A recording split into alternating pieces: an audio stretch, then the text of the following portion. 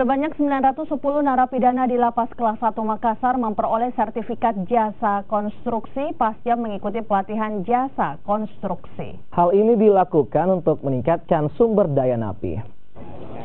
Melalui Direktur Jenderal Pemasyarakatan dan Direktur Jenderal Bina Konstruksi memberikan pelatihan terhadap 910 narapidana Lapas Kelas 1 Makassar untuk dijadikan sebagai tenaga ahli konstruksi bangunan untuk bidang tukang batu, tukang kayu, tukang besi, dan las.